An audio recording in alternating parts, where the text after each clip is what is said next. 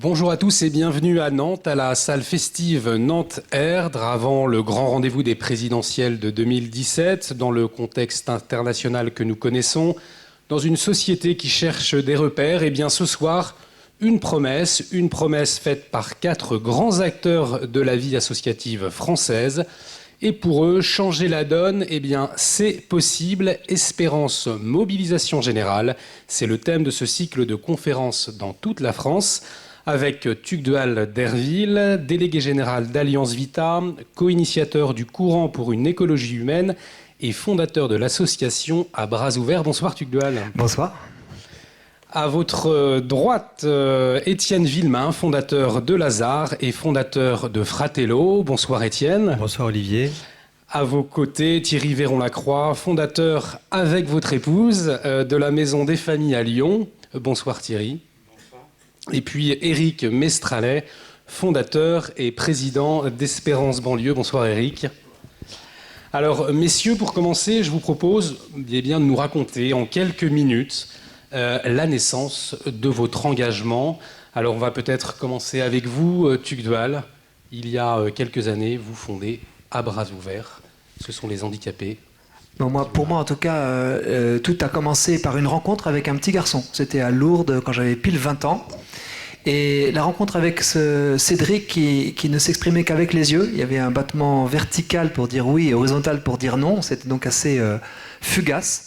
Et ça, il m'a rempli d'émerveillement. Donc j'ai vraiment basculé dans une sorte de joie profonde en découvrant, je me suis dit à ce moment-là, je ne ferai jamais de plus beau voyage que de voyage en humanité, que dans une rencontre. Car au fond, derrière ce handicap, j'ai eu l'impression que l'humanité de ce petit garçon, très lourdement dépendant, éclatait plus fortement encore.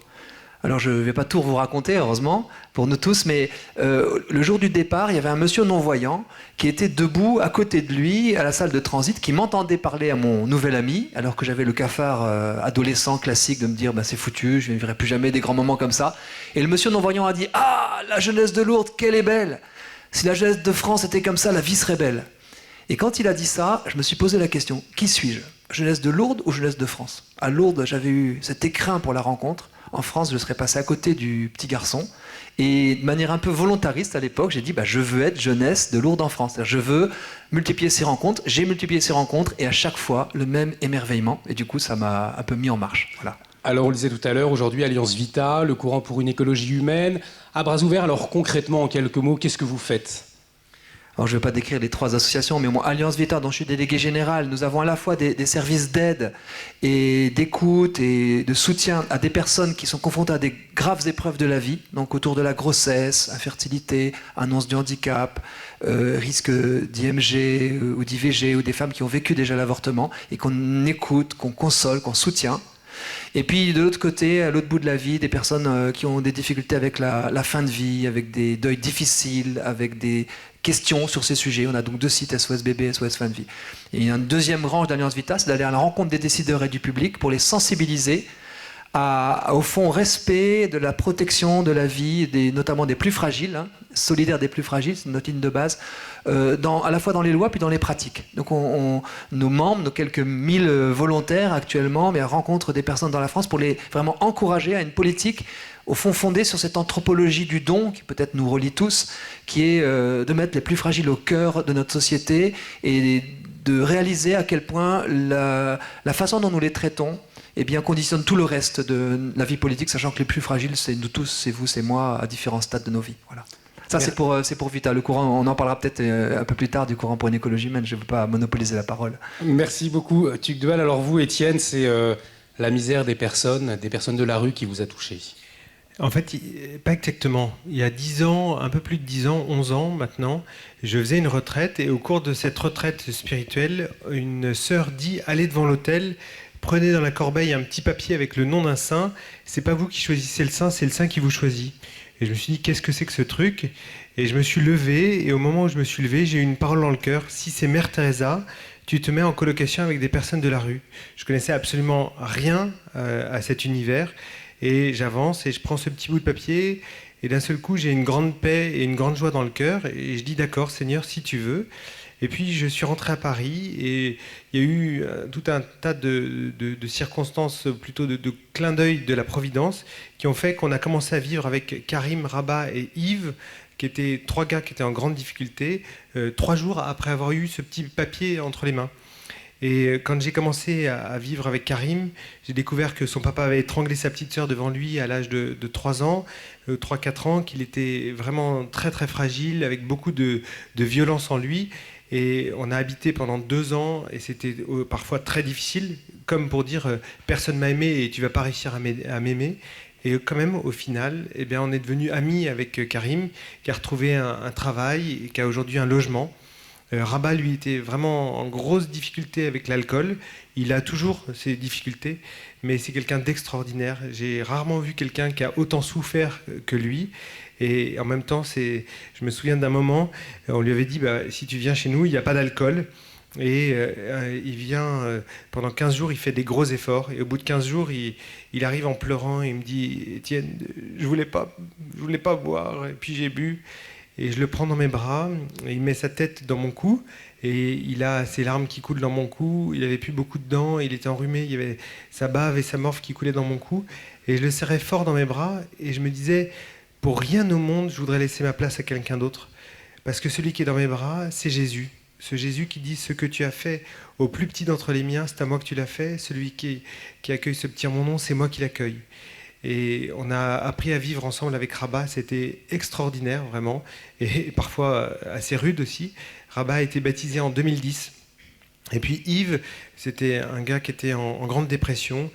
Et voilà. Et pendant 3 ans, on a vécu quelque chose de tout à fait ordinaire, une colocation classique, et en même temps tout à fait extraordinaire. Et puis on s'est dit, le bonheur, si on ne le partage pas, eh ben, on le perd. Alors il faut qu'on propose à d'autres de nous rejoindre. Et on a été, avec le soutien de l'Église de Paris au départ, on a développé des différentes maisons à Paris. Et puis aujourd'hui, on est présent à Lille, Angers, Toulouse, Nantes, enfin bref, dans 6 villes de France, je les ai même plus. Et puis on est en train d'ouvrir en Espagne, en Belgique. Et on vient de gagner un concours avec La France s'engage. Et on va ouvrir 4 nouvelles villes, Grenoble, Bordeaux, Rennes et Strasbourg. Voilà, donc ça c'est le cœur du projet, c'est de vivre dans des petits appartements où il y a autant de personnes qui étaient à la rue que de personnes qui n'étaient pas à la rue, et de reconnaître qu'on tous, on est des pauvres types. C'est pas parce qu'on a une gueule de bourgeois qu'on n'est pas un pauvre type. Et en fait, en vivant ensemble, eh ben, il y a des choses merveilleuses qui se passent.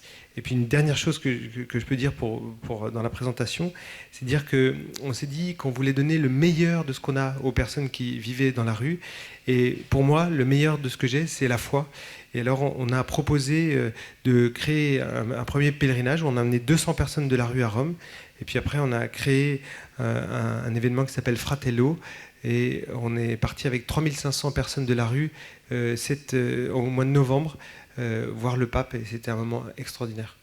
Merci Étienne. Alors vous, Thierry Véron-Lacroix, c'est lorsque vous constatez que 45% des couples divorcent que vous décidez d'agir. Oui, alors il n'y a pas eu de rencontre aussi nette. Enfin, moi, ma première rencontre, c'est celle de ma femme. Et quand on était fiancés, on s'est dit un jour, on se mettra au service. Alors, c'était l'ordre du fantasme à l'époque, on ne savait pas trop ce que ça voulait dire. Et puis après 12 ans passés comme ingénieur dans une grande société française, on s'est dit soit on attend la retraite et puis un jour on fera quelque chose, soit on y réfléchit. Et puis on a cheminé. Et on s'est dit, en fait, ce qui nous touche, nous, c'est la famille. Ce qui nous touche, c'est les séparations. Ce qui nous touche, c'est ce que ça fait vivre aux enfants. Et donc, on s'est formé au conseil conjugal, à la médiation familiale. Et dans ces métiers où on rencontre des familles, où là, indépendamment du niveau social, il y a des déchirures.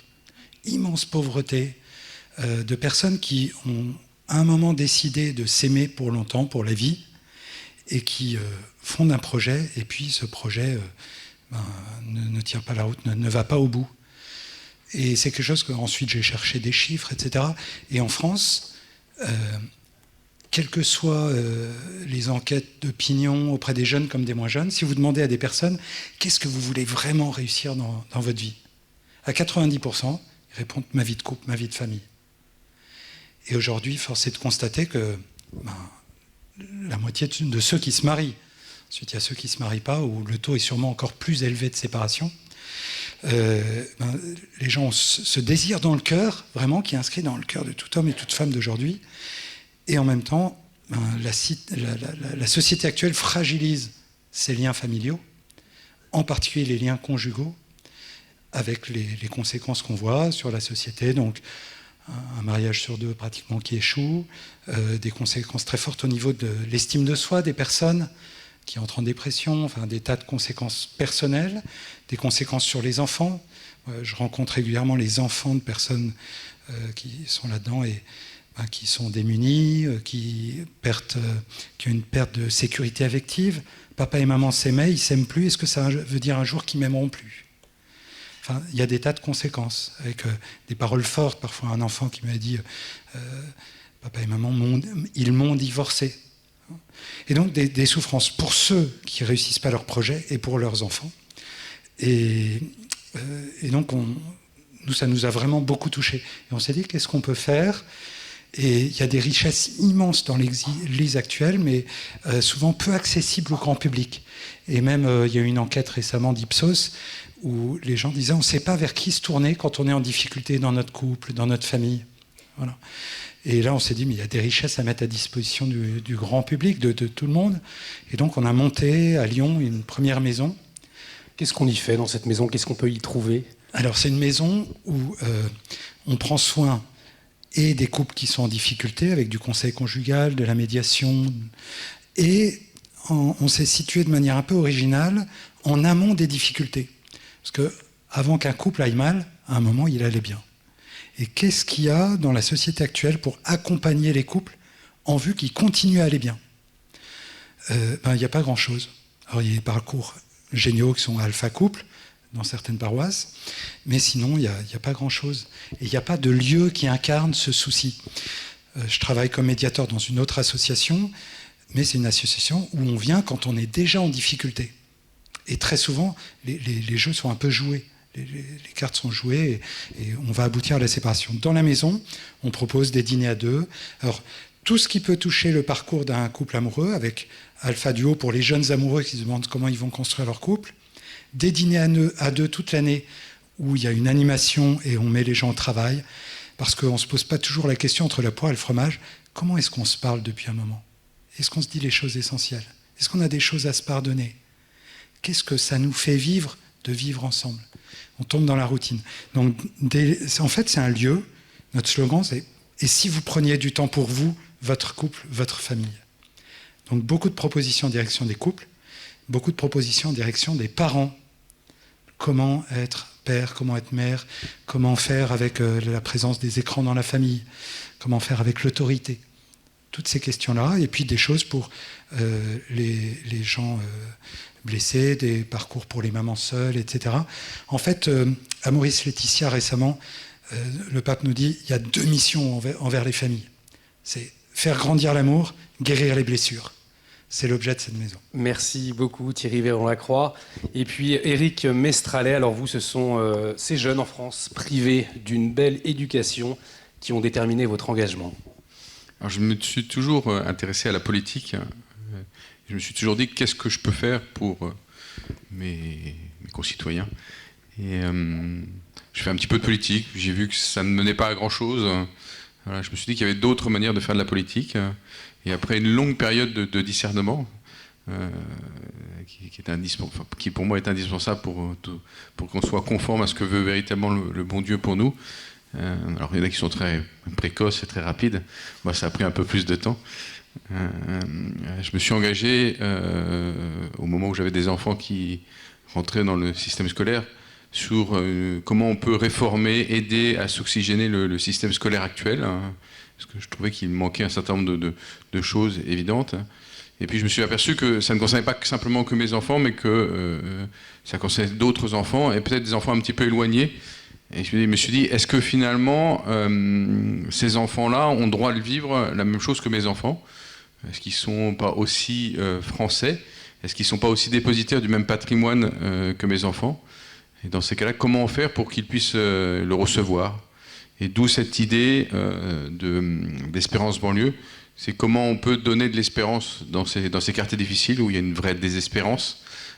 Alors elle peut être sociale, économique, affective, elle peut être un ressenti sur des discriminations, voilà, des difficultés à construire leur identité parce qu'ils sont un peu partout et un peu de nulle part. Ils ont du mal à se situer. Et puis en plus, le pays qui les accueille se présente pas, se donne pas à être aimé, pour un certain nombre de raisons qui ne nous appartient pas de découvrir ce soir. Mais voilà, donc il y a un mal-être. Et qu'est-ce qu'on peut leur proposer? Alors, certains, et beaucoup d'associations où l'État dépense beaucoup d'argent et de moyens à essayer de soigner un certain nombre de difficultés. Et je me suis dit, si on peut intervenir le plus en amont possible de la vie, c'est-à-dire à l'école, et qu'on retrouve un écrin dans lequel on peut accueillir des enfants, leur donner confiance, leur permettre de se construire, de poser demain des actes libres, il y aura moins de difficultés, moins de désespérance. Voilà. Et puis comme ce genre de choses, c'est relativement contagieux, ça va remettre d'aplomb aussi leurs parents, leurs familles, et puis ça va créer un certain nombre d'anticorps dans la société et éviter un certain nombre d'impasses dans lesquelles on peut être. Alors, Et donc, ça c'est ça en 2012, une école pilote à Montfermeil. Donc, je salue le directeur de cette école qui est dans la salle, que je remercie de nous aider à faire face à quelquefois les inspections de l'éducation nationale qui sont venues la semaine dernière. Ils sont venus à 11, donc c'était un peu impressionnant. On en reparlera tout à l'heure, oui. Voilà. Et donc une école, mais tout de suite une école qui a été prévue pour être une école d'école, donc qui puisse s'aimer et qui puisse envisager de produire un modèle qui s'affinerait pour pouvoir répondre plus largement à l'ensemble des besoins partout en France. Voilà, donc là, c'est les chefs d'entreprise qui parlent. Je me suis dit, quel est le modèle qu'on peut construire? Voilà, et voilà, on a une petite start-up qui a 8 écoles pour le moment, et j'en vise 200 dans les quelques années à venir. Merci beaucoup Eric. Alors on vient de l'entendre, vous êtes engagé dans des secteurs comme l'éducation, la famille, pour les handicapés, les plus petits.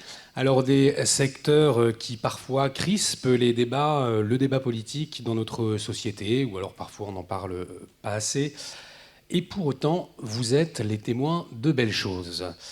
Mais je vous propose donc d'échanger sur cette fécondité que vous avez pu constater les uns les autres. Mais avant, juste une petite question. Est-ce que vous vivez votre engagement comme un engagement politique?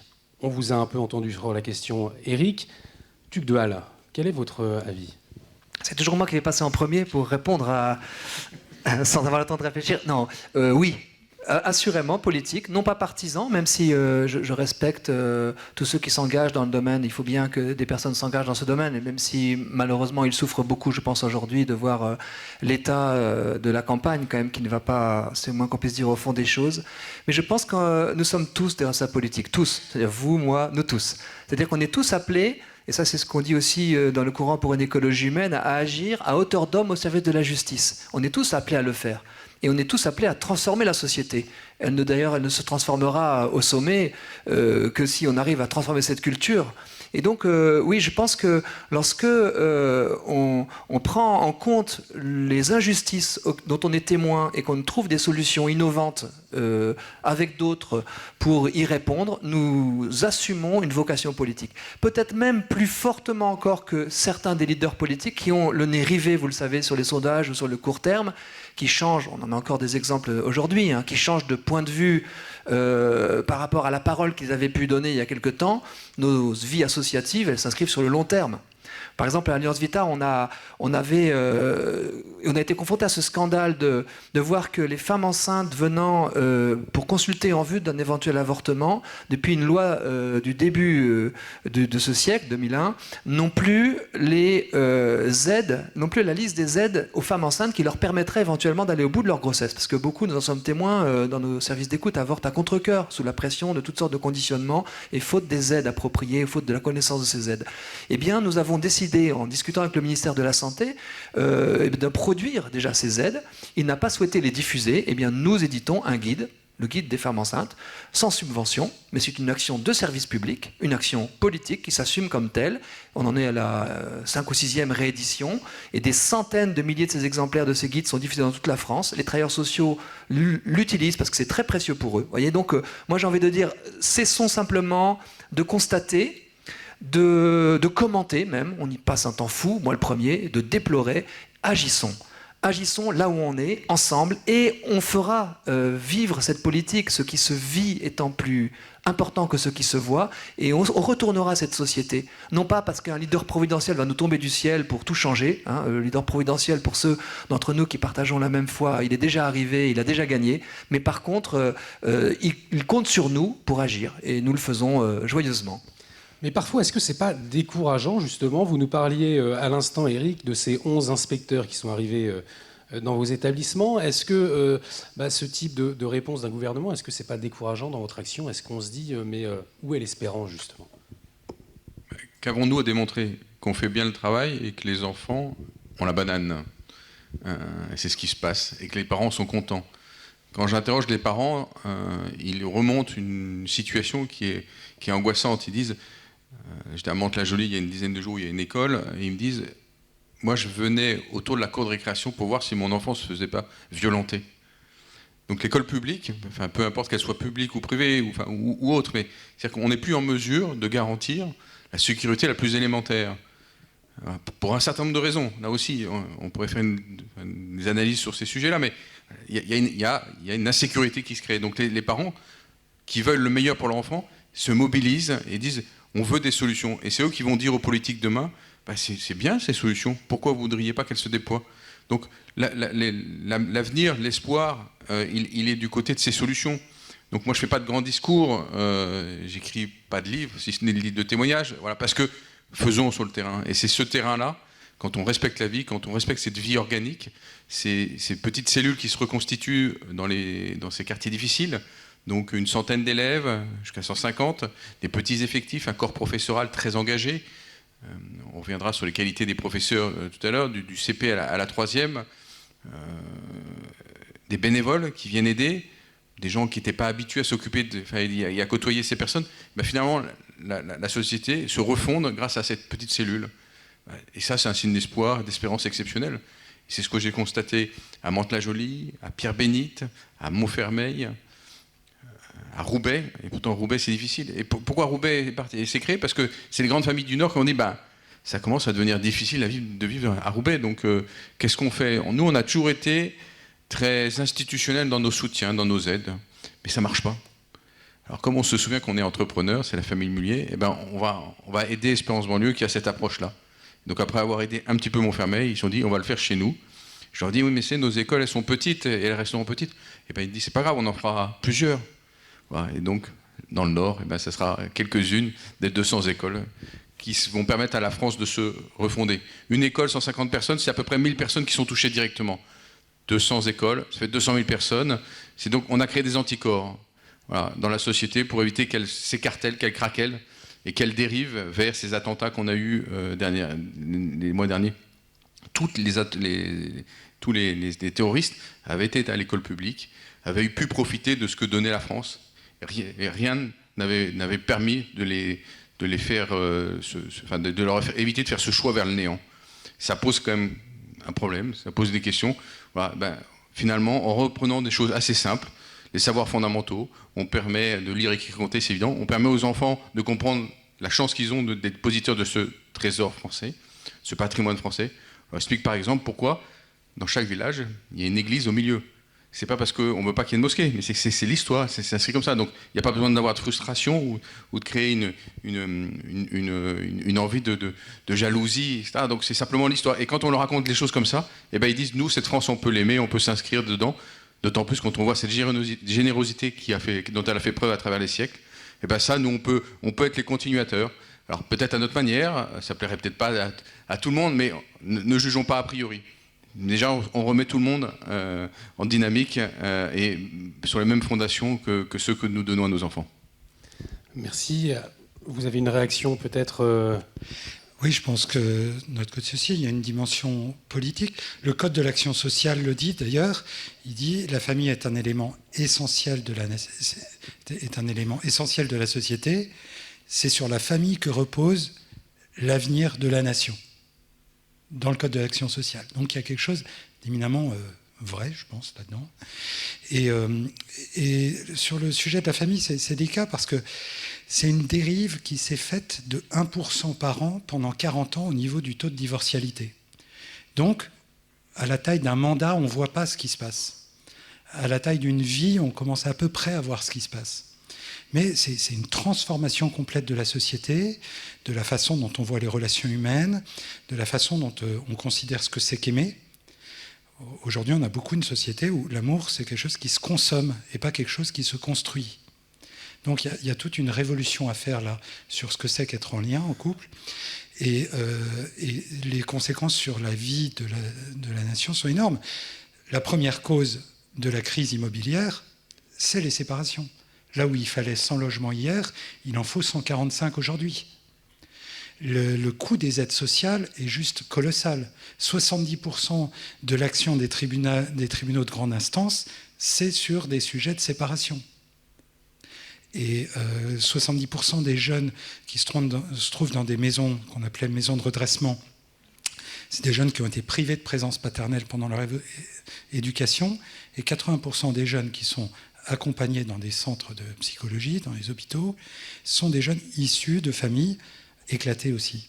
Donc, alors c'est pas parce qu'on est dans une famille éclatée qu'on va se retrouver là-bas, mais ceux qui y sont, beaucoup viennent d'une famille éclatée. Et pourtant, il y a des raisons d'espérer.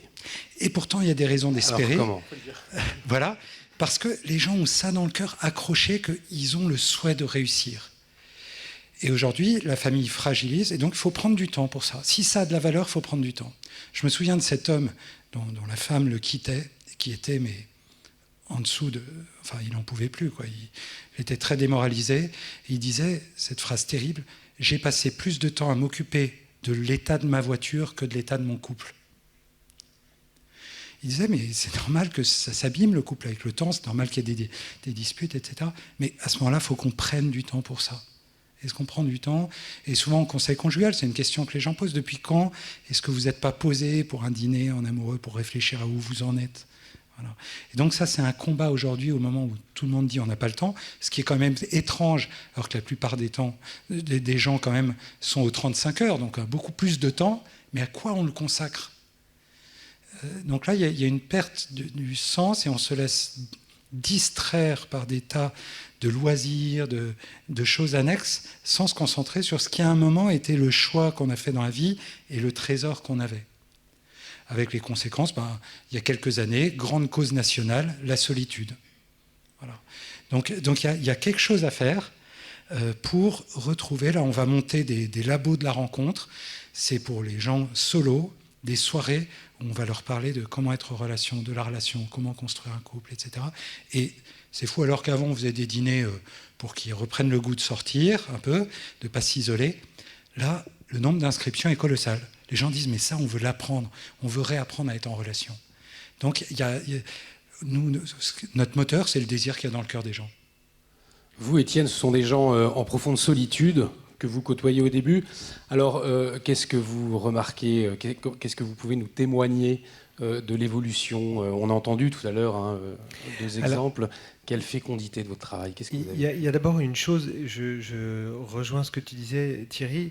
Le drame aujourd'hui dans le système social en France, c'est la famille. C'est-à-dire que plus le divorce augmente, plus les gens se retrouvent à la rue. Les 3/4 des personnes qui sont à la rue n'ont plus de contact avec l'un des deux parents ou les deux parents depuis l'âge de 16 ans. Alors on pourra ouvrir autant de maisons Lazare qu'on veut, mettre autant de sparadrap qu'on voudra. C'est nécessaire, il y en a absolument besoin.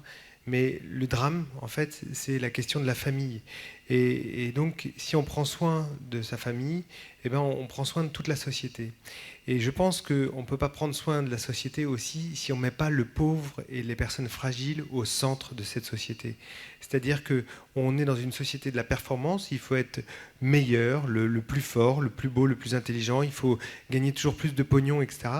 Et en réalité, les gens qui sont trop fatigués, qui font un burn-out, on les met sur le côté. Les gens et petit à petit, on est dans une société du parfait et on met les pauvres à la périphérie. Et on n'accepte même plus nos limites. Donc, qu'est-ce qui se passe ? On entend que dans des grandes usines, dans des grandes entreprises, des gens se foutent en l'air, etc. Alors, il y a une espérance incroyable. Parce que là, effectivement, on est en train, depuis quelques minutes, de faire un constat assez déplorable, mais quand même, il y a des signes d'espérance incroyables. D'abord, c'est les gens qui sont ici dans cette pièce, et en particulier les gens de Lazare. Je voudrais vraiment qu'on les applaudisse, parce que c'est des gens qui font un truc incroyable. C'est des gens qui quittent la rue et qui font confiance à d'autres jeunes pour vivre ensemble, et qui acceptent de vivre avec des règles compliquées, etc.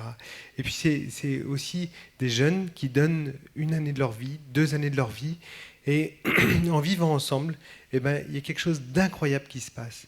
Et faut se rendre compte que il y a 40% de gens qui viennent à Lazare qui retrouvent un travail dans les 2 ans. 85% de gens qui quittent Lazare au bout de 2 ans avec un logement. Il y a 95% des gens qui viennent à Lazare en disant « je suis heureux ou très heureux de vivre ici ». Il y a énormément de gens, c'est marrant parce qu'on a fait ces enquêtes par des cabinets extérieurs pour avoir vraiment quelque chose qui ne soit pas de nous, quoi. Et il y a une enquête, il y a un mot qui ressort, c'est le mot famille. En fait, les gens ont perdu peut-être une famille, mais ils disent à Lazare, je suis comme dans une famille. Et petit à petit, on reconstruit ces liens et on s'aperçoit qu'il y a ces maisons avec ces petits appartements. Et puis autour de ces appartements, il y a les gens, on fait des repas, de l'amitié le vendredi, parfois le dimanche soir, etc. Il y a des gens qui viennent, il y a 80 personnes qui viennent à Nantes, par exemple, 1 fois par mois pour un repas. Et des gens qui sont parfois isolés, qui n'ont pas l'occasion de parler avec d'autres personnes. Et petit à petit, il y a des liens qui se créent. Et puis il y a des gens qui se disent tiens, en fait, je veux bien partir avec vous à Fratello. Et puis il y a des gens qui se préparent au baptême. Il y a des gens qui sont en train de changer de vie. Et ça, je pense que c'est ça ce qu'il faut regarder. La question tout à l'heure que vous posiez, c'est est-ce qu'on a une action politique ? Politique, c'est au service de la cité. Eh bien, en fait, oui. Parce que ce qui est génial, c'est que c'est les personnes fragiles et pauvres, et quand je dis ça, j'inclus autant ceux qui avaient un appartement que ceux qui n'avaient pas d'appartement, qui se reconnaissent tous pauvres. Ces gens fragiles et pauvres qui sont en train de dire à la société, attention, le cœur du truc, c'est l'homme, c'est pas le pognon. Et regardez comme c'est beau ce qui se passe dans ces maisons. Il a proposé, Étienne, qu'on les applaudisse, mais il ne faut pas laisser ça... Voilà, exactement. Levez-vous. Merci.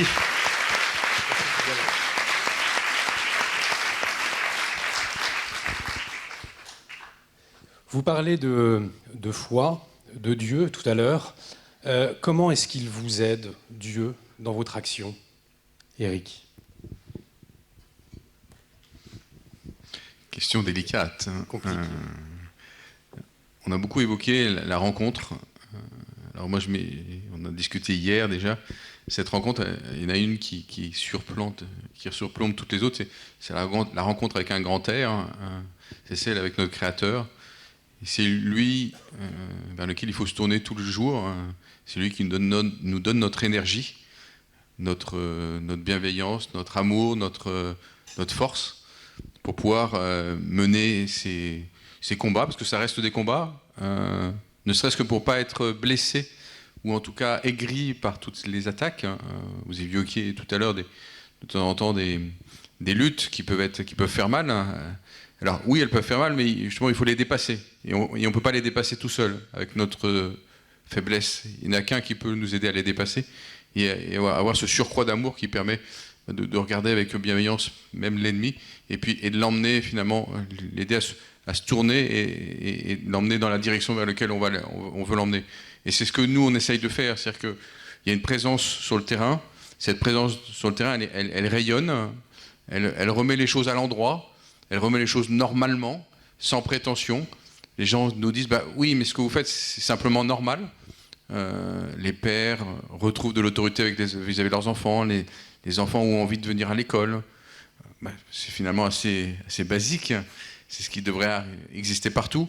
Voilà, et les parents retrouvent, pour certains qui avaient commencé à créer une distance avec la commune, voire la communauté nationale, ils retrouvent le chemin de la mairie. Voilà, ils retrouvent ce qui crée du lien et un avenir en commun. Voilà, donc c'est ce qu'il est possible de faire, et ça on peut pas le faire seul. Parce que sinon ça serait très fragile. Il suffirait d'un coup de vent et tout s'effondrerait.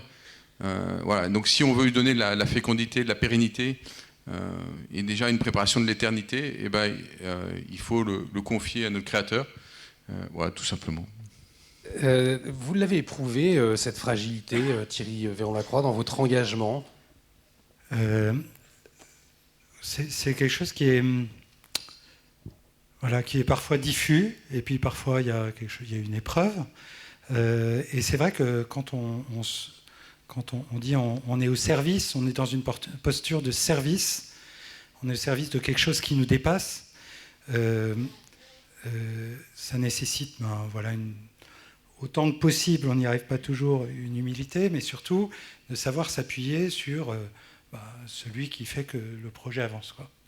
Donc la prière, la fraternité, le fait d'être toujours dans la joie, de savoir aussi qu'on n'est pas seul, ça c'est quelque chose qui permet d'avancer dans la confiance, avec assurance. Voilà. L'espérance, c'est pas toujours que tout aille bien demain. L'espérance pour un chrétien, c'est avoir la conviction que tout est dans les mains de Dieu.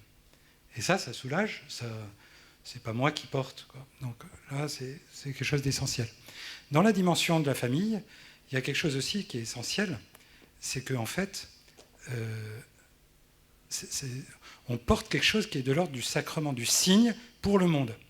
La Bible nous le dit, si vous voulez voir une image de qui est Dieu, vous regardez un homme et une femme qui s'aiment. Donc c'est quelque chose qui est une mission incroyable, d'être là pour créer les conditions pour qu'un homme et une femme qui sont en difficulté puissent traverser cette difficulté et à nouveau être signe. Je sais pas, on est souvent touché, on voit deux petits vieux de 90 ans qui se tiennent par la main dans la rue, on est ému même de ce qu'ils vivent, de ce qu'ils donnent à voir. Ils disent, voilà, un midrash juif dit que le mariage est un miracle plus grand que la traversée de la mer Rouge. Parce que c'est fou, à taille humaine, qu'un homme et une femme vivent 20 000 soirées ensemble, 3 000 week-ends, etc. Et ça fiche la trouille aux fiancés quand on leur dit ça. Vous allez vous engager pour passer 20 000 soirées ensemble, ça vous va? Alors ils disent, on n'avait jamais vu les choses comme ça. Voilà. Mais vous allez être signe que quelque chose de plus, qui a entre vous quelque chose qui vous dépasse. Et donc ça aussi, c'est quelque chose qui est une espérance incroyable pour le monde d'aujourd'hui, et puis qui est porteur d'une joie de pouvoir faire vivre ça. Et les premiers à en profiter ensuite, c'est les deux personnes, c'est les enfants. Comment est-ce qu'un enfant apprend à aimer? Quand il voit papa qui ramène des fleurs à maman. C'est aussi simple que ça. Donc il y a un enjeu colossal à retrouver ça. Et c'est vrai que la notion d'alliance, je pense qu'alliance vitale, le mot alliance n'est pas là pour rien. C'est bien, on a l'ancienne alliance, la nouvelle alliance. Le sacrement de l'alliance, il y en a deux, l'Eucharistie, le mariage. Sacrement primordial d'après Jean-Paul II. Donc c'est parce que c'est le signe de la présence de Dieu au monde. Donc travailler dans cette direction, avec Dieu comme soutien, c'est incroyable. Ce matin, le pape François disait, vous vouliez intervenir, pardon Étienne. Oui, il me semble qu'il y a aussi une chose qui est intéressante, c'est que l'Église est experte en humanité. Et que l'Église a toujours été précurseur dans le domaine social. Il y a eu énormément de choses, la sécurité sociale, etc. Et l'Église a toujours été en avant-garde. Et en fait, ce qu'on voit, c'est que c'est juste le prolongement. Nous, on est tous des pauvres types. On est vraiment, et on le reconnaît, et c'est la vérité. On est des pauvres types. Et en fait, eh bien, le bon Dieu se sert de notre pauvreté, de notre incapacité, pour déployer sa force. On n'est que des indignes serviteurs. Et par la confiance que l'Église nous fait à chacun, par le baptême, par le soutien de l'Église, eh bien, il y a des choses qui nous dépassent. Moi, quand j'ai commencé à vivre avec 3 personnes de la rue, j'aurais jamais imaginé qu'un jour on serait plus de 300 à vivre dans des appartements, qu'il y ait 3500 personnes qui aillent voir le pape, qu'il y ait des dizaines de personnes qui se préparent au baptême, etc. J'aurais jamais imaginé ça. Et c'est en plus ce dont je m'aperçois, c'est que c'est que le début et que c'est quelque chose qui est appelé à grandir. Et ça, c'est une espérance incroyable. C'est-à-dire qu'on est tous, vous qui nous regardez sur KTO et vous qui êtes dans cette salle, on est tous des pauvres types. Et si on le reconnaît, alors on peut dire à l'Esprit Saint, agis au travers de moi, viens aimer au travers de moi, parce que moi je ne sais pas aimer. Et je veux juste être un vecteur de ton amour. Et ça, je peux te dire oui. Et bien d'un seul coup, on va foutre le feu au monde. Les gars, ils sont partis à 12, nous on est un peu plus que 12, alors on a une espérance énorme. Et ce soir, au travers de ces tournées qu'on fait en France, on veut vous filer la niaque. On a la niaque. Tugdual, vous êtes aussi un pauvre type qui veut mettre le feu au monde. Ah bah oui, certainement, oui. Il faut que je commente. Non, mais je pense que je suis pas debout, mais quand je suis debout, je dis que je suis debout sur mon tas de misère. Parce que oui, la face émergée qu'on monte sur les podiums, elle est tenue par, comme pour un iceberg, hein, par les 9/10 de misère, ou si on est chrétien, on peut dire de miséricorde aussi qu'on a reçu, qui nous fait voilà, un peu comme les culbutos, hein, c'est ça, c'est ce qui est plombé qui nous tient droit. Mais vous posiez la question aussi de, au fond, la façon dont moi je suis émerveillé de la soif des personnes, de leur soif de vérité, de bien, de vrai. Avec Alliance Vita, on a fait un truc assez culotté il y a quelques années. On allait parler dans la rue, spontanément, sans leur demander leur avis, avec les personnes de la mort. Et la question qu'on leur posait, c'est voilà, on fait une enquête sur la fin de vie et sur la mort, et on aimerait que vous nous disiez qu'est-ce que la mort d'un proche vous a appris de la vie. Eh bien, contre toute attente, ou en tout cas, nous l'espérions, mais ce qui est arrivé, ce sont des conversations essentielles, fraternelles et joyeuses, profondément joyeuses. On a recueilli 1000 verbatims, des personnes qui ont écrit sur un petit losange ce que la mort d'un proche leur avait appris de la vie. Et c'était magnifique, extrêmement profond, extrêmement... La mort de ma tante m'a appris le sens des larmes. Parfois, il y avait des divisions qui étaient exprimées. Le plus souvent, c'était quelque chose d'extrêmement profond qui manifestait, bien sûr, cette soif de transcendance, cette humanité, ce sens au fond de l'homme. On sait qu'on reconnaît les premiers hommes au fait qu'ils avaient des rites funéraires. Et on s'est rendu compte que lorsqu'on allait vers l'essentiel, porté par notre anthropologie, il y avait un répondant extraordinaire chez les personnes. Voilà. L'amputation de la dimension spirituelle qu'un certain laïcisme pense devoir faire pour en libérer l'homme, c'est une amputation. Mais ça ne répond pas à la soif profonde des personnes. Et donc, moi, je pense qu'il y a aujourd'hui un grand réveil dans notre société, qui est un réveil parce qu'on ne peut pas durablement escamoter toute une dimension de la personne, qui est faite, au fond, c'est une question qui nous relie, je pense, hein, qui est faite pour se donner. On a un choix anthropologique. Est-ce que l'homme est un loup pour l'homme? Et parfois, il le manifeste. À ce moment-là, couchons-nous à plat ventre et fuyons parce que quelqu'un pourrait nous assassiner, et ça arrive malheureusement dans telle ou telle salle. Ou est-ce que l'homme est fait pour se donner? Et alors, quand on découvre notre vie est reçue, on s'aperçoit qu'on est fait pour nous donner. Là, je crois que c'est une très grande espérance de s'apercevoir de la force, l'héroïsme même de la personne. Souvent, je suis un peu frappé de voir que, alors qu'il y a tant et tant d'atteintes à la vie dans le cadre familial, il y a aussi chez les mêmes personnes un héroïsme extraordinaire pour se donner à un enfant malade, à un parent dépendant, âgé. Les mêmes parents hein, qui peut-être par aveuglement et par ignorance se laisseraient entraîner vers des actes qui sont si douloureux ensuite à vivre pour beaucoup d'entre eux, ces mêmes donnent leur vie pour leurs plus proches lorsqu'ils sont malades, lorsqu'ils tombent dans l'eau, dans une rivière, etc. C'est quand même stupéfiant. Et donc nous avons un ressort extraordinaire, c'est le cœur de l'homme. C'est le sanctuaire inviolable de la conscience de l'homme. Il ne s'agit donc pas de gaver des personnes de préceptes, mais de réveiller en eux, de libérer en eux cette capacité de vie et qui est universelle. C'est une anthropologie croyant, incroyant, tout le monde a ça en lui, cette capacité, cet appel à se dépasser, à se donner. Ça, c'est fantastique, non? Fantastique. Alors, comment on fait concrètement? Eric, par exemple, quelques conseils. Alors, pas de conseils. Vous direz si c'est des conseils. Je vais vous dire ce que je fais, ce que j'essaye de faire, ce que nous faisons. Voilà, essayer de s'adresser à ces enfants, à leurs familles, au sein de ces écoles Espérance Banlieue, avec un modèle un petit peu particulier, donc des petits effectifs, un corps professoral extrêmement engagé, qui est recruté d'abord parce que ce sont des éducateurs, donc qui vont avoir le regard bienveillant sur l'autre, sur l'enfant. La deuxième chose, bien évidemment, c'est qu'ils ont une discipline à enseigner. On est dans une école. Et puis après, qu'ils soient capables de fonctionner en équipe. Ce n'est pas forcément le cas de tous les professeurs. De manière à ce que chaque adulte puisse porter un regard bienveillant, positif et complémentaire sur l'enfant, qu'on peut voir en cours, mais on peut aussi le voir dans la cour, on peut le voir dans les repas qui sont pris en commun. C'est important, c'est un des rites de l'école. On peut le voir au rassemblement, au lever des couleurs. Voilà, donc aux services qui sont rendus par équipe, un petit peu sur le modèle, enfin pas un petit peu, complètement sur le modèle scout, voilà, où des grands sont associés à des petits. Sujet aussi qui permet de ne pas, de rompre les liens de communauté qui peuvent être un peu trop prégnants au sein de l'école et empêcher l'enfant de découvrir l'autre. L'autre différent, c'est le Turc qui va fréquenter des Marocains. Ça commence comme ça. La peur de l'autre, la peur de la différence.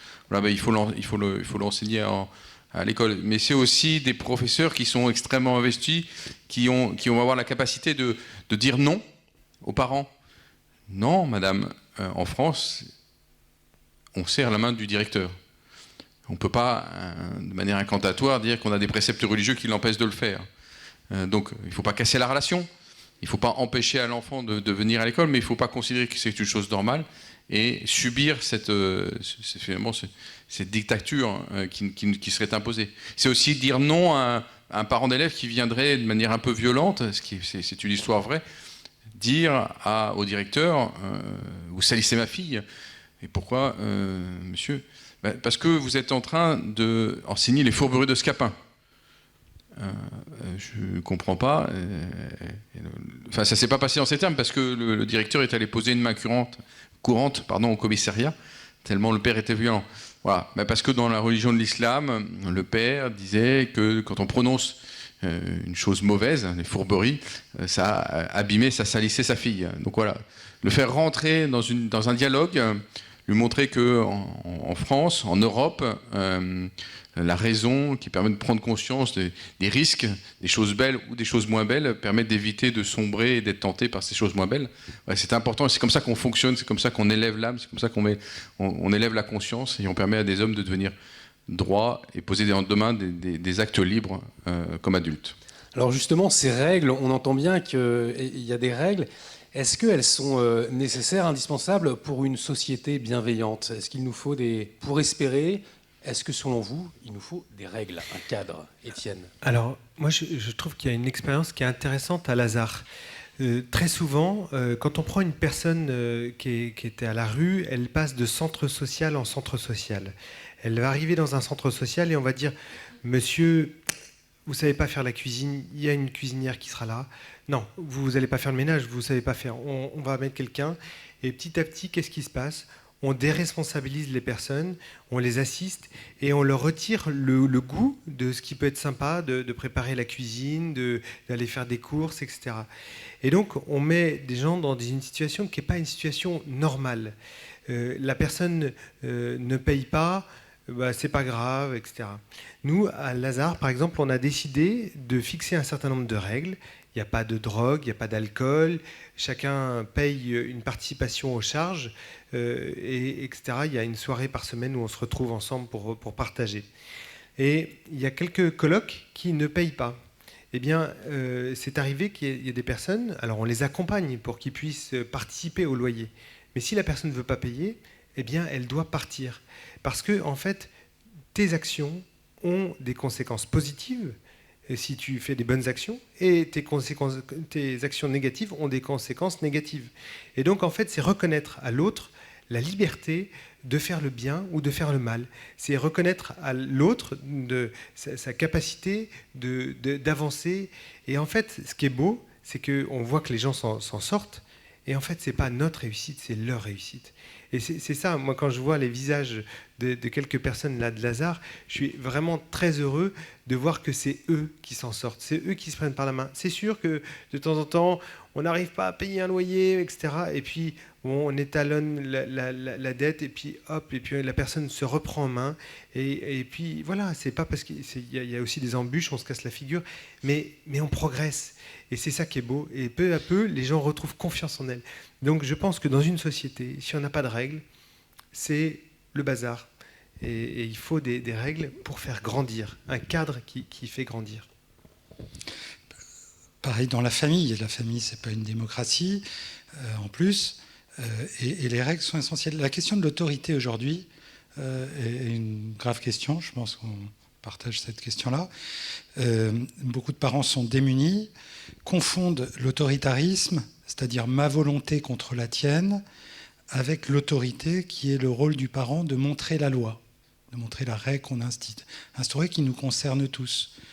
C'est la différence entre un parent qui va dire je veux que tu ailles te coucher, c'est ma volonté contre la tienne, avec il est l'heure que tu ailles te coucher. C'est un tout petit exemple qui illustre un petit peu cette notion de à quoi sert la règle. C'est qu'elle permet de s'entendre sur ce qu'on souhaite vivre ensemble, et ce qui va permettre que les relations harmonieuses puissent s'établir, avec cette notion que tout le monde est appelé à l'autonomie, au sens étymologique du terme, autonomos, c'est-à-dire que je suis capable, quand je suis petit, je ne suis pas capable d'établir mes règles de vie, on me donne des règles, et puis autonomos, nomos la règle, c'est je crée mes propres règles de vie. C'est l'enfant qui a dit, on dit tu vas prendre ta douche maintenant, qui un jour dit ah tiens, je sais qu'il faut que j'aille prendre ma douche et je la prendrai à tel moment, mais c'est moi qui établis ma règle de vie. Donc la règle, elle est là pour faire grandir et pour que les personnes se l'approprient de manière juste. En revanche, il y a des règles qui ne sont pas toujours... Voilà, on parle des pharisiens, on sait bien que c'était des gens qui instrumentalisaient la règle pour soit gagner du pouvoir, soit se rassurer eux-mêmes sur... Ils étaient conformes, ils étaient des gens bien. Alors ça, c'était pas des pauvres types. Là, pour le coup, les pharisiens, c'était le top. Voilà. Donc là, il y a quelque chose sur la place de la règle dans notre société à réajuster, et dans la famille aussi. Tugdual Derville, quelles règles doit-on mettre en place pour une mobilisation générale pour l'espérance ? Alors c'est sur d'autres questions de règles. Je pense que ça répond aussi à cette question. Je pense que nous devons simplement nous approprier notre destin. C'est-à-dire, nous ne devons pas voir la société, comme le dit l'un des co-initiateurs du courant pour une écologie humaine, Gilles Dubreuil, comme une société individualo-collectiviste, avec des individus prétendument libres et flottants, sans relation, et puis des normes qui nous tombent dessus et qu'on attend passivement. Et nous essayons de mettre en place ce qu'on appelle les communs. C'est-à-dire qu'à hauteur d'homme, eh bien, chacun développe avec d'autres, avec des personnes qui sont concernées, eh bien, des règles de fonctionnement qui humanisent notre société. Vous connaissez sans doute les fameux communaux d'autrefois, où dans les prairies communales, tout un village s'organisait avec des règles qui se donnaient pour pouvoir équilibrer les pâturages de leurs bestiaux dans un champ commun. On le voit encore avec l'usage de l'eau. Eh bien, voilà, les communs d'une nation, c'est son histoire, sa géographie, sa langue, et on doit donc s'approprier ces communs dans une entreprise, c'est l'esprit d'entreprise, dans une famille, l'esprit de famille, et il y a des rites, il y a des langages, etc. Et donc, je pense que nous pouvons peut-être nous méfier en France d'un abus de normes, de droits peut-être, qui nous ferait simplement attendre de ne contacter nos voisins que lorsqu'on a un différend avec eux. Nous essayons, nous, de mettre en place des expériences de solidarité, je pense avec les équipes du courant pour une écologie humaine, pour que je devienne responsable du lieu où j'habite. Voilà, si mon arbre fait de l'ombre sur la façade de ma voisine, eh bien, même s'il est légal, je peux décider avec d'autres de le couper pour qu'elle ait du soleil. C'est une expérience vécue. Est-ce que je me suis rendu compte, nous nous sommes rendus compte que, et là je voudrais utiliser peut-être la figure du pape François, dans nos sociétés opulentes, on se protège les uns des autres et on en appelle, pas seulement pour des conflits conjugaux qui dégénèrent, mais on en appelle au droit pour régler des choses qu'on pourrait régler avec humanité. Le pape François, alors, dans Laudato Si, parle de l'éminente dignité des pauvres. Il nous donne une leçon d'une certaine manière, car il laisse entendre que le flair du peuple, le flair des pauvres, lui donne à ces communautés de pauvres une sagesse que peut-être les pays opulents n'ont pas, parce qu'ils sont interdépendants, parce qu'ils se reconnaissent comme interdépendants, parce qu'ils ont besoin les uns des autres. Et il dit notamment que dans des quartiers qui pourraient être un enfer, la solidarité s'établit, qui finalement révèle la dignité des personnes. Et nous nous rendons compte dans notre pays qu'il faut peut-être malheureusement des agressions très fortes de l'intérieur pour faire renaître l'esprit de la nation. J'ai été frappé de voir qu'alors que la levée des couleurs qui a Espérance banlieue était vue comme ridicule par beaucoup, le président de la République, 6 mois plus tard, après les attentats, a demandé qu'on ressorte le drapeau. Donc on a dans nos sociétés, parfois il faut attendre une grande panne d'électricité pour devenir solidaire, nous ne la souhaitons pas à l'instant.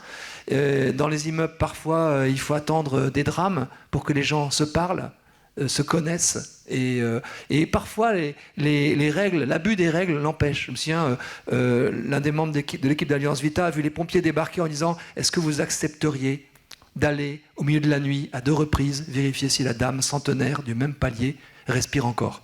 Sinon, on l'emmène à l'hôpital, où elle va mourir peut-être aux urgences, etc. » Et c'était illégal. Mais voilà une belle transgression de la légalité apparente lorsqu'une personne a pu mourir chez elle parce que sa voisine de palier qui ne la connaissait pas, à la demande des pompiers, est venue vérifier plusieurs fois par nuit qu'elle respirait encore. Et voilà, donc je crois qu'il faut que nous créions nous-mêmes nos propres règles de solidarité, quitte parfois à dépasser celles qui, au fond, sont déshumanisantes parce que nous protègent les uns des autres. Moins de normes, plus d'humanité, c'est ce que vous réclameriez, vous aussi, Étienne Villemain? Voilà. C'est marrant parce que les normes, vraiment, c'est quelque chose qui nous pourrit dans les travaux, par exemple, qu'on réalise dans nos maisons. C'est extrêmement contraignant. Vous voyez, quand une personne passe de centre social en centre social, comme je vous le disais, les centres sociaux, quand vous allez arriver à droite, il va y avoir une personne qui sera avec une borne d'accueil. À gauche, vous allez avoir une personne avec un chien pour la sécurité. Et puis ensuite, on va avancer et tout est normé avec des portes, avec des gros gonds, des grooms, etc. Et nous, en fait, ce qu'on veut, c'est éviter ça. Ce qu'on veut, c'est que les gens qui habitent dans nos maisons soient dans une maison normale. Pourquoi ? Parce que comment est-ce qu'on peut se sortir, enfin être entre guillemets un cas social, et comment est-ce qu'on peut sortir de ce cadre-là pour devenir quelqu'un de normal ? Eh ben, c'est d'habiter avec des gens normaux, c'est de faire ses courses normalement, et c'est d'avoir des toilettes normales. Vous voyez, pas avec un gros rouleau, avec un pouce-mousse et avec un truc où on sèche les mains avec qui fait un boucan. Et ben en fait, ces normes-là, elles sont terribles parce que vous voyez, on construit des maisons, eh bien, enfin, on rénove des maisons, ça nous coûte 2 fois plus cher. Et en fait, moi, je me bats, par exemple, à Nantes, dans la maison qu'on a, dans l'entrée, on devait avoir une espèce de rampe accès pour une personne à mobilité réduite. Ça devait prendre 8 mètres carrés. 8 mètres carrés pour avoir l'espace pour une personne qui puisse passer en fauteuil roulant. Et en fait, moi je disais, on rajoute 1 mètre carré de plus et j'ai une chambre et j'accueille une personne qui est à la rue en plus. Et en plus, quoi, s'il y a une marche, on ne peut pas aider cette personne ? Est-ce que ça vaut le coup de faire une rampe qui va être dégueulasse, etc. Alors à droite, vous avez une grosse rampe moche et à gauche, vous devez avoir un gros local poubelle. Alors on a réussi à cacher le local poubelle. Et puis en fait, il y a plein de gens, quand on a fait les travaux, qui étaient bénévoles, qui sont venus, et on a creusé le sol, on a décaissé le sol, et puis on a réussi à faire une rampe dans un couloir. On s'est battu pendant 3 semaines avec les bureaux de contrôle, etc., pour dire on ne veut pas de cette énorme rampe. Et résultat, on a pu rajouter une chambre de plus. C'est une personne qui est à la rue, qui ne dort pas à la rue, et c'est une rampe qui est en moins, et qui fait moins centre social, qui permet d'être chez nous dans des conditions normales. Et vous voyez, ces lois, elles sont pondues par des gens qui veulent se protéger, etc. Mais en fait, la vie est un risque. Il faut accepter de prendre ce risque. Parce que si on ne prend pas le risque d'accueillir des gens qui sont dans la rue, on va prendre le risque de les voir crever. Est-ce qu'on accepte qu'aujourd'hui, dans notre société, il y ait des gens qui crèvent de froid ? J'ai vu de mes yeux une famille avec des enfants qui dorment sous la neige. Il neigeait. C'est un scandale. Comment nous, chrétiens, on peut accepter ça ? Ça doit nous révolter profondément. Et en fait, eh bien, il y a des gens qui se protègent derrière des petites lois en se disant « bon, c'est bon, on est aux normes et tout ». Eh bien, en fait, même nous, il faut qu'on essaie de sortir de ça. Et en même temps, on ne peut pas faire n'importe quoi parce qu'on doit aussi protéger les personnes. Donc c'est une tension. Il ne faut pas tout rejeter en bloc. Et il faut parfois transgresser la loi pour se rencontrer, tout simplement, quoi. Comment est-ce que ça vous a façonné votre engagement les uns les autres ? Est-ce que ça vous a changé à titre personnel ? Quels sont les fruits personnels que vous avez pu recevoir de vos engagements ? Éric.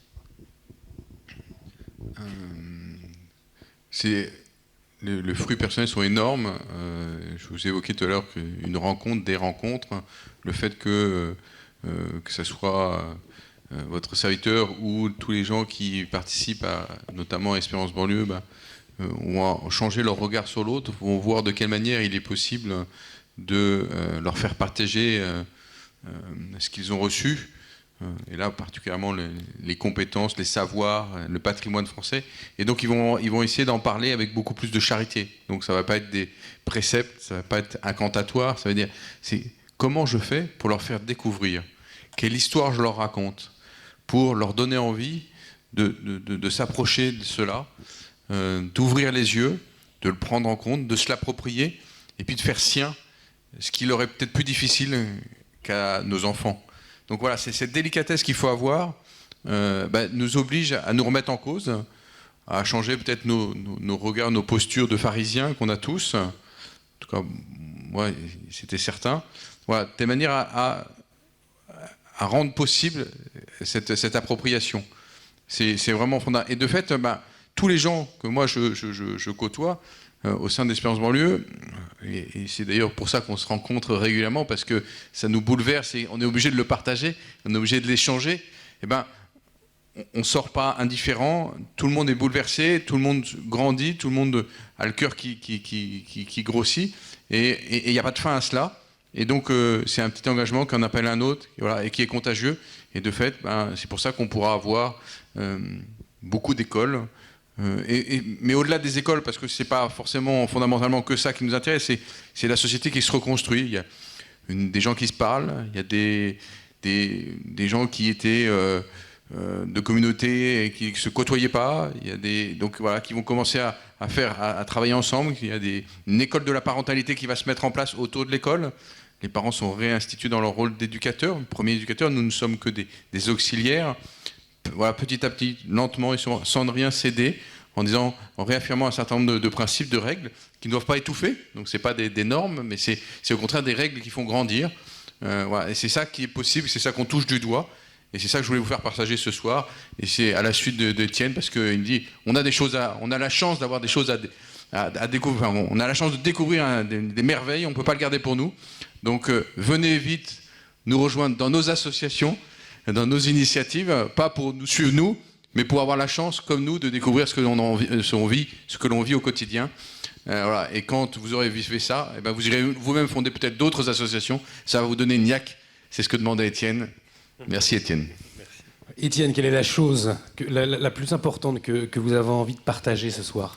Alors, juste pour répondre d'abord à la question que vous demandiez, est-ce que ça vous a changé? Je me souviens d'avoir discuté avec Jean Vanier, et j'ai eu beaucoup de chance parce qu'il nous a accompagnés un petit peu au début, et il m'a dit, tu crois que tu vas changer les personnes qui sont en face de toi?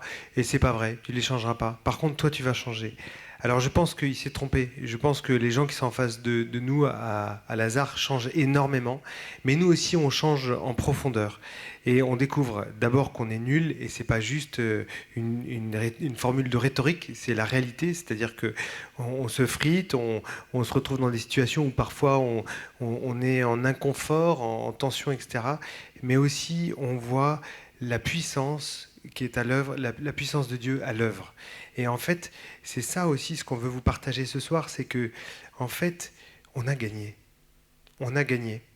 Pourquoi? Parce qu'il a tout donné. Il a donné sa vie pour nous sauver, et il est le grand vainqueur. Et en fait, on n'est que des co-créateurs, et on n'est que... le bon Dieu nous demande d'agir, mais au fond, soyons paisibles.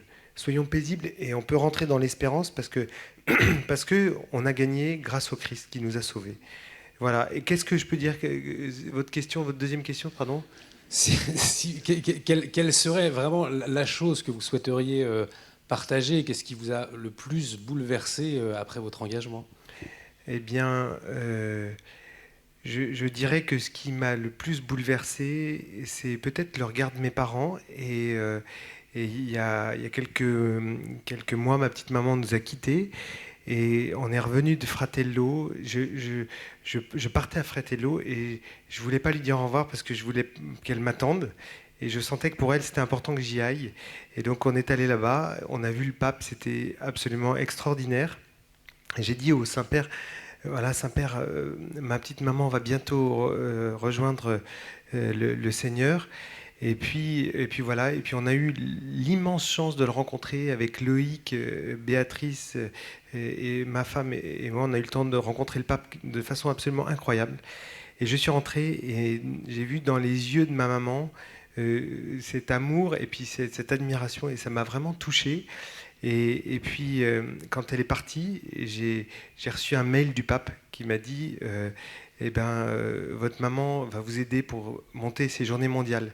Et là, on prépare les Journées mondiales des pauvres. Et je pense que tous, on a notre maman. Et c'est quelqu'un qui est essentiel pour nous. Et voilà, ma petite maman, elle était très pauvre à la fin. Elle était vraiment d'une fragilité incroyable. Et je voyais plus ma maman, mais je voyais Jésus qui était sur ce lit. Et je la recroise au travers de gens que je recroise, qui sont dans la rue. Et vraiment, c'est Jésus qu'on croise au travers des pauvres. Et ça, c'est quand même extraordinaire, quoi. On a Jésus à tous les coins de rue. On a Jésus dans les tabernacles. On a Jésus dans le cœur de nos frères en face. Et en fait, laissons-nous aimer. Mais comment on peut ne pas avoir l'espérance? C'est pas possible. Si on est chrétien, on a la niaque. Tugdual, on a gagné. Oui, je crois que c'est je ne vais pas être aussi fort qu'Étienne dans le témoignage, mais c'est vrai que nous remarquons que lorsque on s'implique, lorsqu'on agit, lorsqu'on sort de soi-même pour aller à la rencontre des personnes, pour leur diffuser des documents, pour les écouter, il y a une très grande joie qui rentre dans notre cœur. Le fait de, au fond, de ne pas subir l'histoire.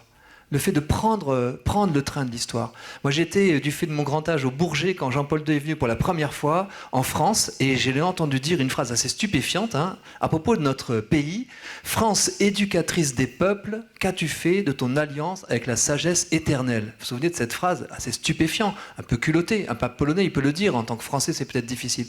Mais je crois que cette parole-là, elle s'accomplit très largement ces jours-ci.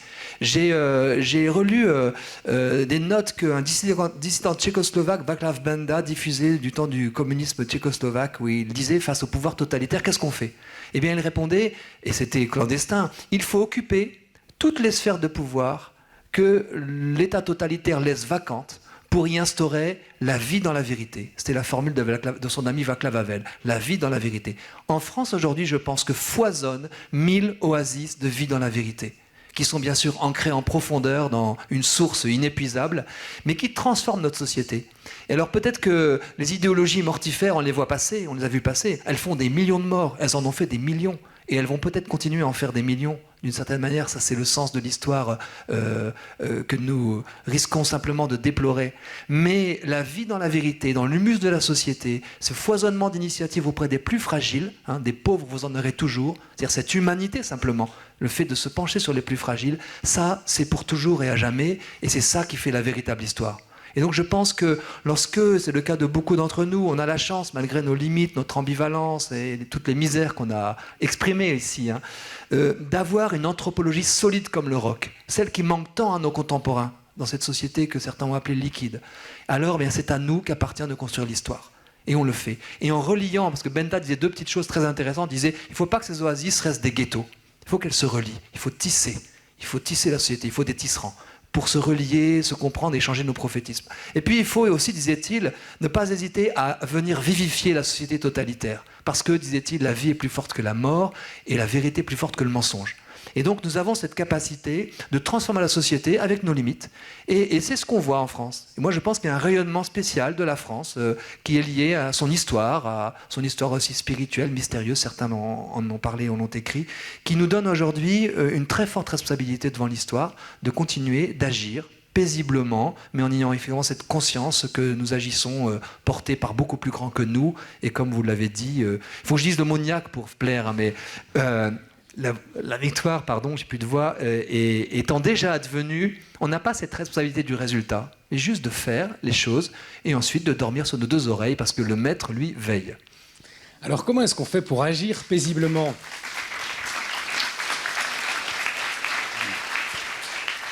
Quelques conseils peut-être pour que chacun puisse agir paisiblement dans notre société, pour une société d'espérance.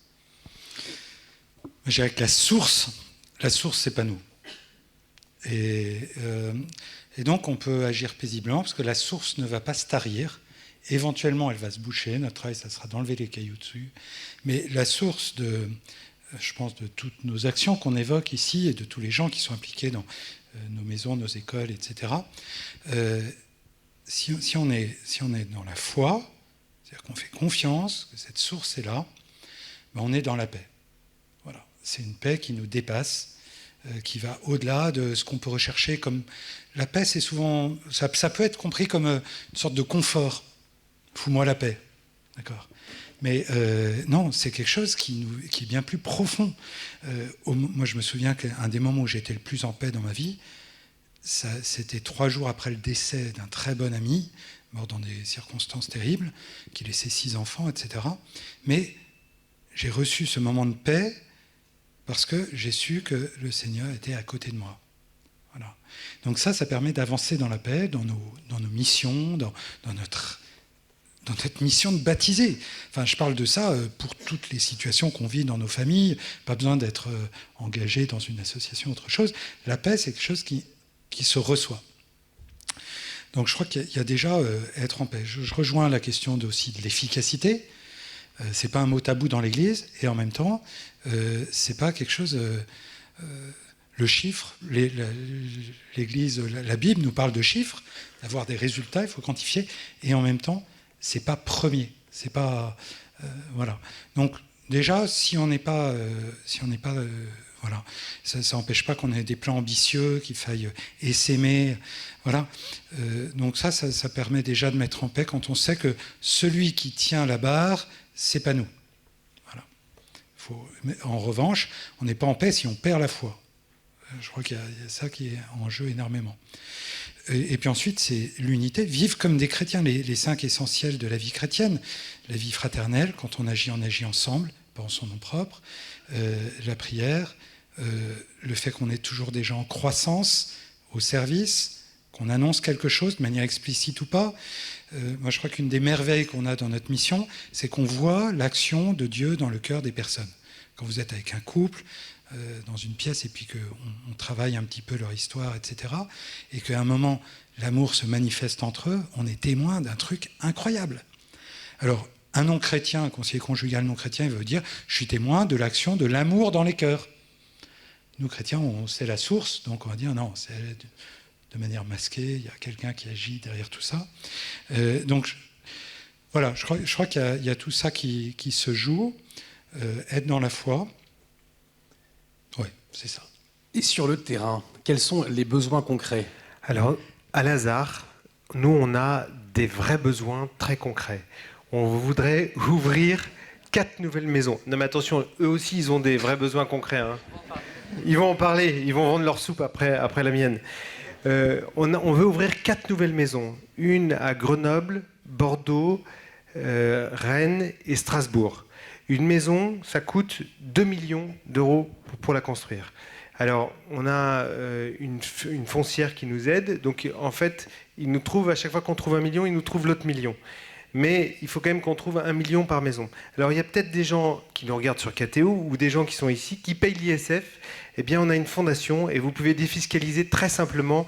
Et au lieu de donner vos sous à Najat ou à François Hollande, eh bien, donner à Lazare, ça a beaucoup plus de sens. Ça, c'est une première chose. Deuxièmement, tous ceux qui applaudissent, là, je prends les numéros de RIB. Hein, c'est ceux de Lazare qui applaudissent. Donc, ça, c'est une première chose très concrète. C'est vrai qu'on a besoin de sous. Deuxième chose, on a besoin que des gens s'engagent. Des jeunes actifs, bénévoles, qui viennent habiter dans les maisons. C'est vital, essentiel. On a besoin que des gens s'engagent autour aussi, des gens qui viennent nous donner un coup de main pour un repas de l'amitié, qui viennent dire bah voilà, je suis psychologue, si vous voulez, je vous donne 1 heure de temps en temps, je suis médecin, si vous avez besoin, je suis à votre service, etc. Qu'on puisse petit à petit avoir autour de nos maisons un écosystème qui est porteur et qui aide ces maisons à rayonner. Et puis enfin, la troisième chose qui n'est pas la moindre, on a profondément besoin de votre prière. Parce qu'on sait que sans la prière, rien n'est possible. Et c'est la réalité profonde. C'est-à-dire que si on se coupe de la source, on est foutu. Voilà. Merci beaucoup, Tugdual d'Herville. Comment faire mieux? J'ai mon président François-Xavier Pérez dans la salle et je suis obligé d'abord non, je suis joyeux de remercier déjà tous ceux qui nous aident financièrement, aussi bien qui ont aidé ou qui aident à bras ouverts, qui aident aussi Alliance Vita ou qui aident le Courant pour une écologie humaine. J'ai envie de dire, bien sûr, n'hésitez pas à rejoindre ces associations et toutes les nôtres. Moi, j'ai un de mes enfants qui a bénéficié magnifiquement de la Fondation Espérance Banlieue, qui a beaucoup enrichi sa vie, etc. Je crois qu'on le sait, ne passons pas à côté des plus fragiles, mais ne passons pas aussi à côté, ça revient au même, de nos responsabilités politiques. Si on ne reste pas seul, on sera consolé. On a, nous tous, la société, un immense besoin d'être consolé, et on le sera que si on travaille ensemble. Donc les équipes d'Alliance Vita qui se réunissent tous les mois, il y en a dans cette ville, eh bien n'hésitez pas à les rejoindre. Les équipes du Courant pour une écologie humaine aussi, chacun selon son cœur et ce à quoi il se sent appelé. Et puis bien sûr, nous aider financièrement. Je crois que c'est essentiel. Vous savez peut-être, les chrétiens sont extrêmement généreux, multidonateurs très généreux. Mais par rapport aux sociétés anglo-saxonnes, qui ne sont moins habitués que nous à la solidarité publique qu'il y a en France, eh bien, nous sommes encore largement en deçà. Les causes d'opinion, aux États-Unis, il y a des associations avec 160 permanents.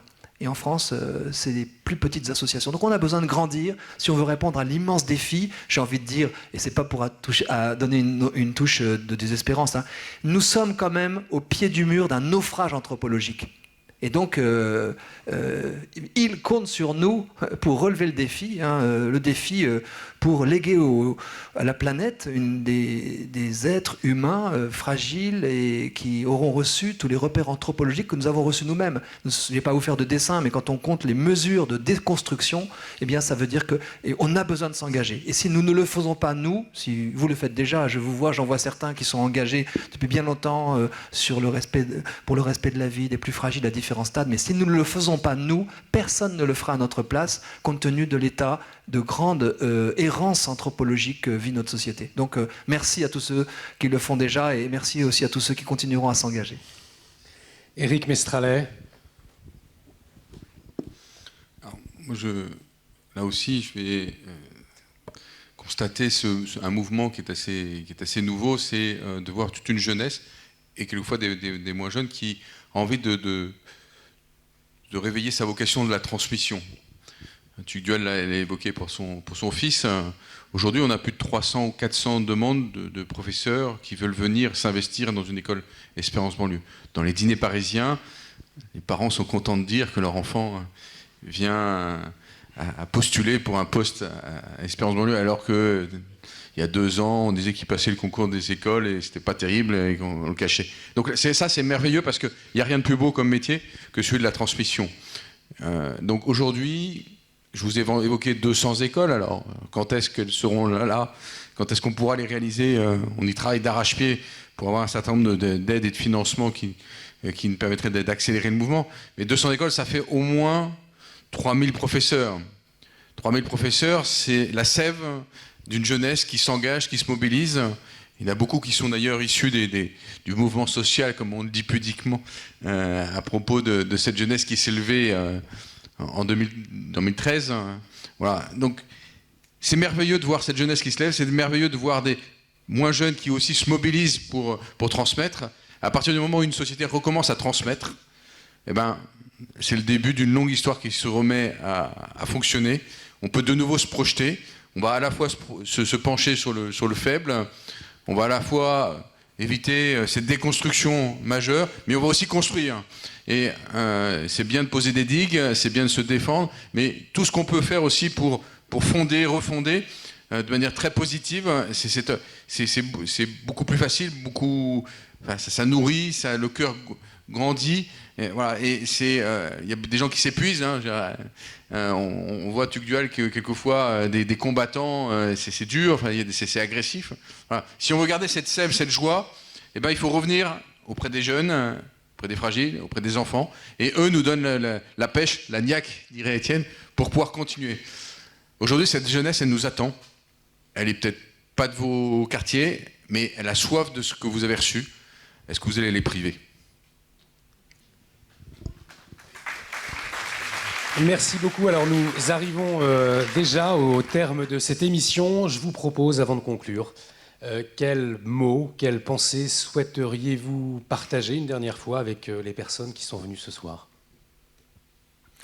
Eh ben moi, ce que je trouve de très chouette, c'est ce que dit Tuc de Halle, c'est qu'il y a plein de liens qui se font entre nous. Et on n'est plus, nous, isolés dans notre petite barque en train de dire « Ouh, les gars, il y a quelqu'un !» On peut s'appuyer sur un grand frère, sur un autre grand frère. Et en fait, eh bien, chacun de vous est aussi un grand frère sur lequel on peut s'appuyer. Et ce que je voudrais aussi dire, c'est que chacun de nous est capable de faire quelque chose d'incroyable. Je me souviens, il me semble que c'est Sœur Emmanuelle qui, à 60 ans, a une vocation pour aller au Caire pour s'occuper des chiffonniers. En fait, on peut être vieux, boiteux, tordu, etc. On peut être jeune, etc. Quelle que soit notre situation, notre âge, on peut tous agir et on peut profondément changer la société. Et je crois qu'on n'y arrivera pas si on ne laisse pas la place à l'Esprit Saint. Ce serait vraiment la pépite.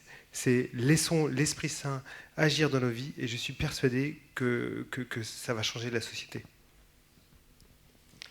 Moi, j'ai envie de citer Saint Augustin qui nous a dit ne dites pas les temps sont mauvais, vous êtes les temps, soyons bons et les temps seront bons. Voilà, je crois que là, vous la connaissez, mais elle est belle.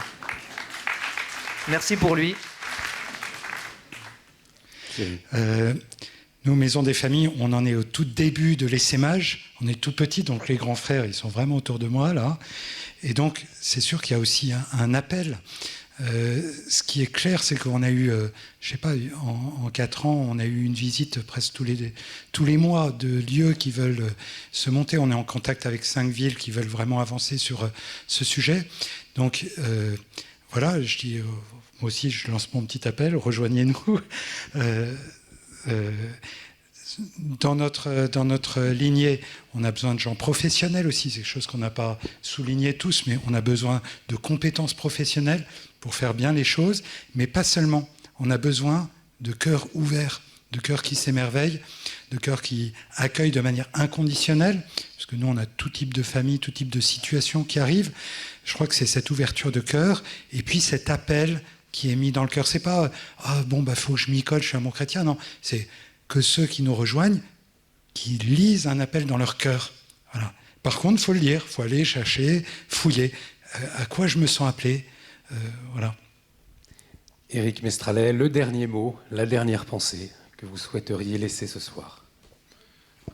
Il faut laisser parler finalement les enfants qui reçoivent ce patrimoine qu'on essaye de leur transmettre. Ils se disent, ils sont sur une plage de débarquement,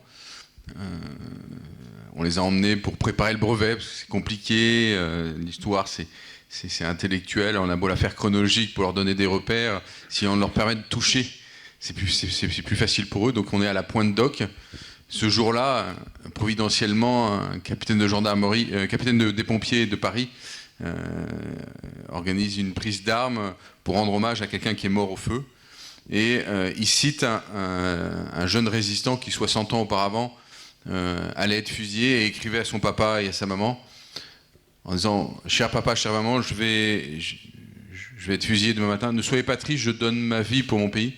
Il n'y a rien de plus beau que de donner sa vie pour son pays. Je vais prier pour vous. Je vais réciter mon chapelet ce soir avant de m'endormir. » Et à ce moment-là, petit Mohamed tire la manche du professeur d'histoire et dit « Je commence à comprendre ce que vous nous avez enseigné, ce que vous nous avez fait vivre cette année en histoire. » Un blanc. Cette France-là, nous, on peut l'aimer. Donc cette générosité au service des autres, ce que témoignait sur cet enfant, en rendant hommage à ses parents, en appelant le ciel pour aider ses parents, eh ben, tout le monde peut le comprendre, c'est universel, c'est ça que nous devons transmettre. Merci beaucoup.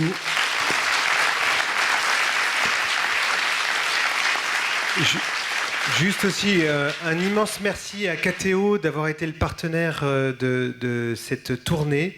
Vraiment, vous avez été extraordinaire. Il faut aussi soutenir KTO. Ah, c'est très gentil. Merci, Étienne. Merci beaucoup à tous les 4 pour votre témoignage, pour vos éclairages. Merci à vous tous d'être venus nombreux ce soir à Nantes. On salue les téléspectateurs de KTO. Et puis, je vous laisse sur cette maxime de Saint-Augustin que Tuc de Alderville nous a partagée tout à l'heure. Ne dites pas « les temps sont mauvais », vous êtes les temps, soyez bons et les temps seront bons. À bientôt.